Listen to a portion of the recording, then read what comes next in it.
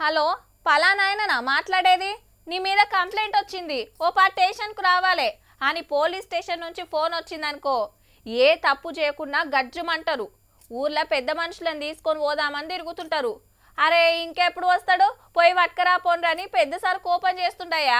వస్తావా మమ్మల్ని రమ్మంటావా అని బెదిరిస్తుంటారు మళ్ళా ఫోన్ చేసి. ఇట్లా కాదు కానీ ఖర్చుల మందం కొంత వంపు కడిమే అట వెనక చూసుకుందామని బేరానికి వస్తారు.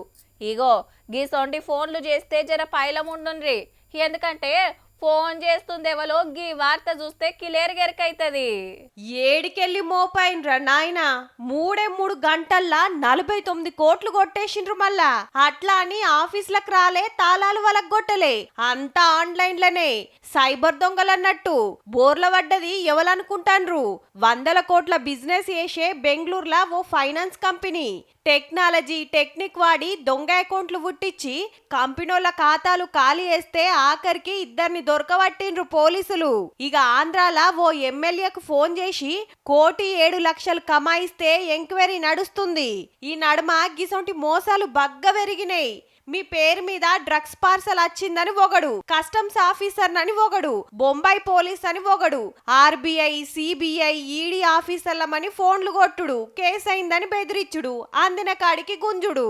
మొన్న చూడలే, వరంగల్ ఆర్టీఏ ఆఫీసర్ గారు అదురుకొని 10 లక్షలు పంపే. గిట్లా డిజిటల్ అరెస్టుల పేరు మీద మన తెలంగాణలోనే 9 నెలల్లో 933 మంది అకౌంట్ల నుంచి 60 కోట్లు ఊడిచిండ్రంటే చూడుర్రిగా. ఢిల్లీ, నోయిడా, గుర్గాం, బొంబాయి, ఉత్తరప్రదేశ్, కలకత్తాల అడ్డబెట్టి మనోళ్ళ ఖాతాలకు సూటి పెట్టిర్రట. కానీ అందరు తెలుసుకోవాల్సిన ముచ్చటేందంటే ఎవ్వరు కూడా డిజిటల్ అరెస్ట్ చెయ్యరు. ఏదన్నుంటే స్టేషన్ కో ఆఫీస్ కో రమ్మంటారు, లేదంటే వాళ్ళే ఇంటికొస్తారు. అంతేగాని ఫోన్ల బెదిరించి పైసలు అడుగుడు ఉండదు కాకుండది. మనోళ్ళంతా బుగులు పడితే వాళ్ళ పని అంత అలకగైతది. మళ్ళా గట్లనే మీకెవడన్నా ఫోన్ చేస్తే అచ్చా అట్లనా సరే సరే అని సీదా పోలీసులకు ఫోన్ కలుపుర్రి. ఇక మళ్ళా మీ తెరువు వస్తే ఒట్టు.